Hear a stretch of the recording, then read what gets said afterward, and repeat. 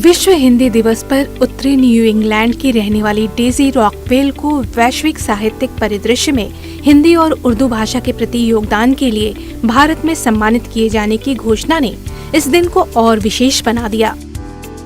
इस साल का वाणी फाउंडेशन गण्यमान्य अनुवादक पुरस्कार डेजी रॉकवेल को जयपुर साहित्योत्सव में 22 जनवरी को प्रदान किया जाएगा। डेजी रॉकवेल ने हिंदी के अनेक उपन्यासों और कहानियों का अंग्रेजी में अनुवाद किया है। कृष्णा सोबती के उपन्यास का अनुवाद a Gujarat here a Gujarat there को 2019 में एल्डो और जीन स्कैग्लियोन पुरस्कार से सम्मानित किया गया था। कृष्णा जी के साथ बैठी थी उन दिनों में और उनसे बात करती रही विभाजन के बारे में, बंटवारे के बारे में और उनके अनुभव के बारे में। And what I said in my introduction to the book is I came to her with all these questions that I didn't understand. और फिर उनके साथ बैठ के अचानक ये सारे सवालों के जवाब आए थे उस वातावरण से। You know, if you've ever sat उनके बैठक में बैठ के, you know what it's like, you know, to have tea. Krishna ji ke saath chai peete hue, I suddenly I understood everything in the book, you know, from being around her. So that was a very special book, and I feel like it prepared me for Ret Samadhi. एक अनुवादक और लेखिका होने के साथ ही Daisy एक चित्रकार भी हैं। वे लापता के तखल्लुस से चित्रकारी करती हैं।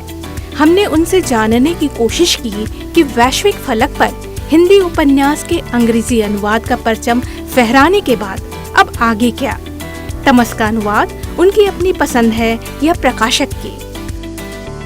मेरा टेस्ट कुछ अलग है। You know, I don't just like everything. और मैं जैसे एक प्रोफेशनल अनुवादक नहीं हूँ जो बस प्रकाशक से काम लेता रहता है और पैसे के लिए काम करते हैं। मैं स्कॉलर भी हूँ, इसलिए मुझे फैसला करना है। अच्छा, वो मैंने उसको चूज़ नहीं किया था क्योंकि वो अनुवाद मुझसे करवाया गया था पेंगुइन से, क्योंकि वो 2 बार पहले हो चुका था उसका अनुवाद। और पेंगुइन ने फैसला किया कि दोनों जो अनुवाद थे वो ठीक नहीं थे, तो उन्होंने मुझ से रिक्वेस्ट किया था कि मैं पुनर्अनुवाद करूं और उसी तरह से हो गया था। रेत समाधि जैसे उपन्यास को अनुवाद के लिए चुनना निश्चित तौर पर डेजी की अलग पसंद को दर्शाता है। हमने यह जानना चाहा कि इस उपन्यास की वे क्या खास बातें रहीं जिन्होंने उन्हें अनुवाद के लिए आकर्षित किया।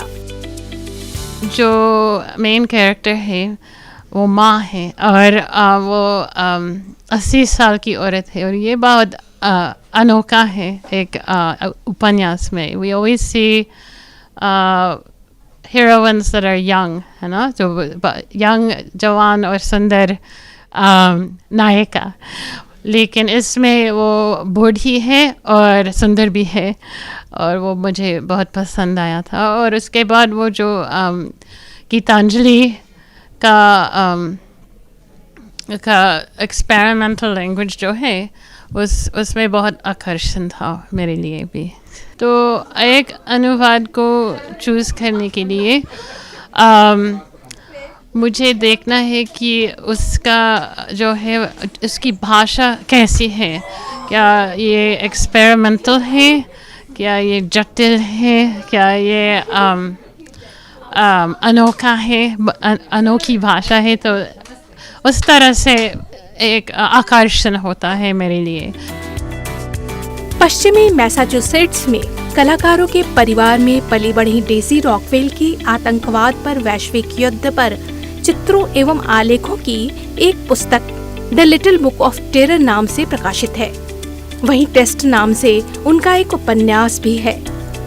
वाणी फाउंडेशन डिस्टिंग्विश्ड ट्रांसलेटर अवार्ड के निर्णायक मंडल में सुप्रसिद्ध लेखिका और जयपुर लिटरेचर फेस्टिवल की संस्थापक और सह निदेशक नमिता गोखले, भारतीय भाषा की प्रकाशन सलाहकार नीता गुप्ता, एवं प्रभा खेतान फाउंडेशन के ट्रस्टी संदीप भुतोड़िया शामिल थे। कई एंट्रीज आती हैं, कई सजेशंस आते हैं, उनमें देख के हम देखते हैं कौन सी भाषा पर इस साल स्पॉटलाइट की जाए। तो जब हमें मालूम पड़ा कि डेज़ी जी भी जयपुर लिटरेचर फेस्टिवल में आएंगी और हमारा हर साल जयपुर बुकमार्क में ही इसका अनाउंसमेंट होता है, हमें लगा कि यही किताब जो पूरी दुनिया में गूंज रही है, इस साल हिंदी टू अंग्रेज़ी ट्रांसलेशन पर हमारा फोकस होगा। इसी तरह से पिछले साल अरुणव सिन्हा को मिला था, तो उनका जो फोकस था वो बांग्ला टू इंग्लिश था। तो 2 अंग्रेज़ी ट्रांसलेटर्स हैं, पर जो भाषाओं में काम कर रहे हैं वो अलग हैं। और मुझे बहुत अच्छा लगता है जब हर साल हम इस तरह के नायाब लोगों से मिलते हैं, उनकी कृतियों को पढ़ते हैं और हमें एक मौका मिलता है उनसे जुड़ने का इस अवार्ड के द्वारा। तो इस साल के जो अवार्ड विनर हैं, मैं उनको अपनी तरफ से और पूरी जूरी की तरफ से बहुत बहुत मुबारकबाद देती हूँ। हिंदी साहित्य की वरिष्ठ ममता कालिया और मृदुला गर्ग ने डेज़ी रॉकवेल को अपनी शुभकामनाएं दी।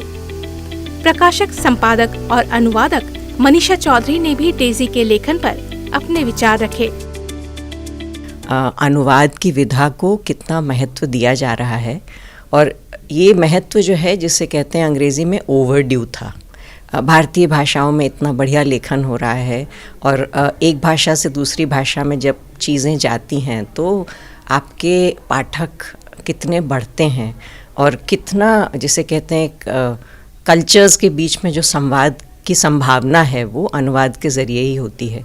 तो डेज़ी ने जो गीतांजलि श्री के नावल का अनुवाद किया है, ये तो जाहिर सी बात है कि इस साल उस पर इतना फोकस है, तो ये ट्रांसलेशन अवार्ड उन्हें गया है, ये बहुत ही अच्छी बात है। और जयपुर बुकमार्क जो मैं इस साल देख रही हूँ जयपुर लिटरेचर फेस्टिवल के अंतर्गत, उसमें भी हम अनुवाद पर बहुत ज़्यादा फोकस कर रहे हैं, क्योंकि मुझे लगता है कि अब ये वाली जो बातचीत है, अनुवाद से जुड़ी जो बातचीत है, इसको और सेंटर स्टेज आना ज़रूरी है। कुल मिलाकर कहा जा सकता है, विगत दिनों में अनुवाद ने हिंदी पुस्तकों को देश से बाहर लोकप्रियता तो दी ही है, साथ ही एक बड़ा बाजार भी दे दिया है।